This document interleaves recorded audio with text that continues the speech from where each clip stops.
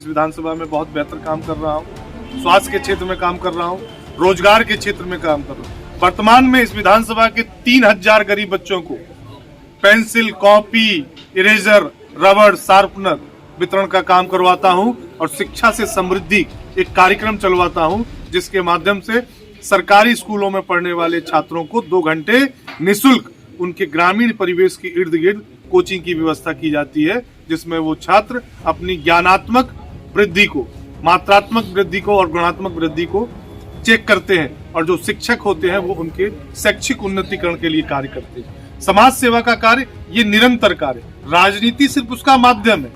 और पत्रकार बंधु मैं बताऊं, तमाम लोग मुझसे कहते हैं कि आप इस दल में, उस दल में, ये वो।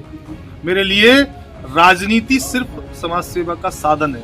और आज मैं आपके चैनल के माध्यम से बताना चाहता हूं कि समाज सेवा में मैं अपने व्यक्तिगत आय का खर्च करता हूं, जो कि मैं मेहनत से अर्जित करता हूं। किसी ठेकेदारी, किसी सौदागरी, किसी तस्करी, किसी कमीशन खोरी, किसी दलाली का पैसा मैं समाज सेवा के लिए प्रयोग नहीं करता। और आगे आने वाले भविष्य में भी ये चुनाव आते जाते रहेंगे। मान सिंह चौहान आपको इसी विधानसभा में, इस जिले में मिलेंगे और निरंतर किसी न किसी माध्यम से इन केंद्र ब्रिगेड में कानूनी कार्रवाइयों में फंसाकर उनको जेल भेजा।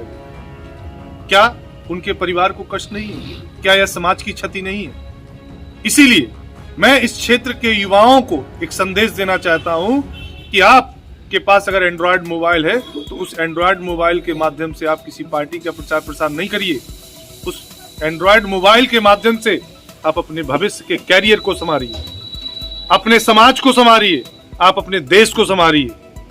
कोई दल आपको कुछ देने के लिए नहीं आएगा।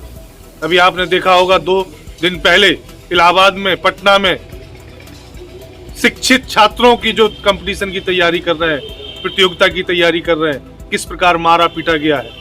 क्या यह छात्रों के साथ हित हो या ये छात्रों का हित है? नहीं।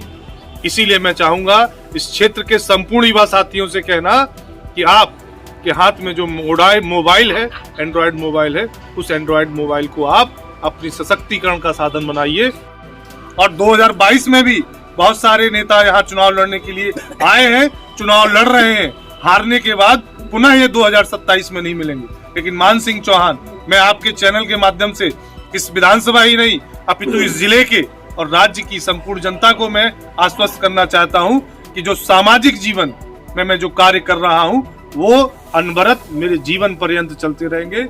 और मेरी जीविकोपार्जन का साधन राजनीति नहीं, मेरी इंक्रीमेंट नहीं हुआ, उन्नीकरण नहीं हुआ है कि एक विषय बढ़ गया हो जिसकी कहने मतलब पढ़ाई बढ़ गई। आखिर क्या कारण?